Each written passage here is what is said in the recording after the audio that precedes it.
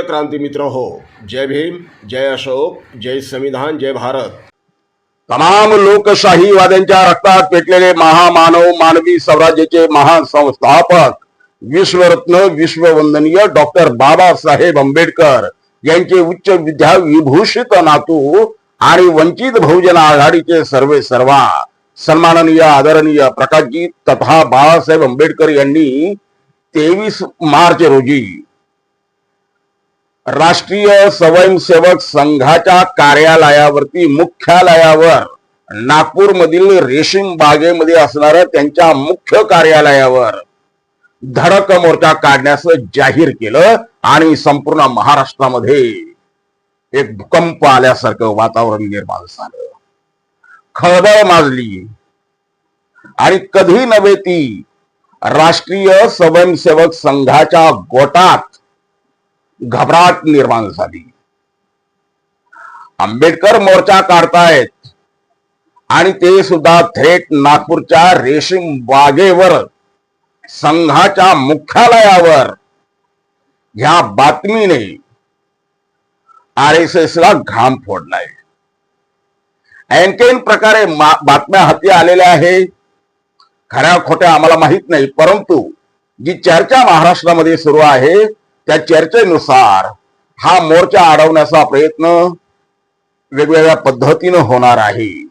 हा मोर्चा निघू नये म्हणून काही लोक प्रयत्नही करत आहे, परंतु तरी सुद्धा कोणत्याही दबावाला बळी न पडता, कोणत्याही आडकाठ्यांची पर्वा न करता मोर्चा निघणार म्हणजे निघणार।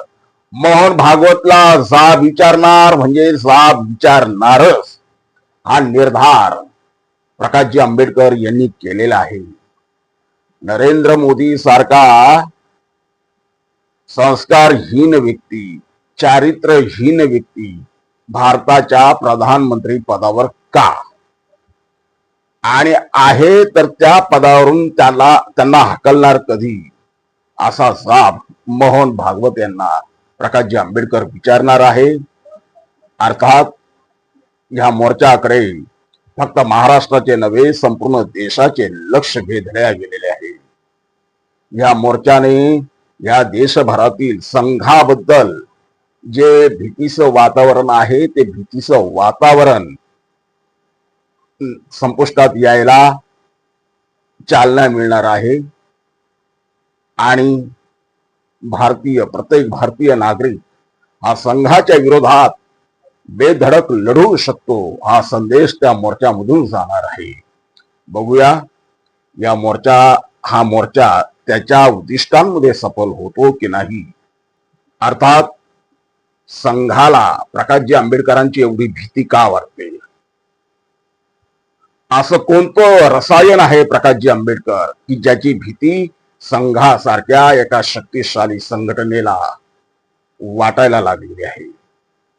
संघासारख्या शक्तिशाली संघटनेला घाम फोडणारे प्रकाशजी आंबेडकर आहेत तरी कोण? मित्रांनो, आपण सगळ्या घडामोडीचा आढावा आपल्या पुढील व्हिडिओमध्ये घेणारच आहोत। तोपर्यंत जय भीम। प्रिय क्रांती मित्र हो, भीम पॅंथर या आपल्या हक्काच्या यूट्यूब चॅनलला कृपया सबस्क्राईब करून आम्हाला विषमतावादी शक्तींच्या विरोधात लढण्यासाठी बळ द्या, शक्ती द्या, ऊर्जा द्या। कमेंट करा, लाईक करा, शेअर करा।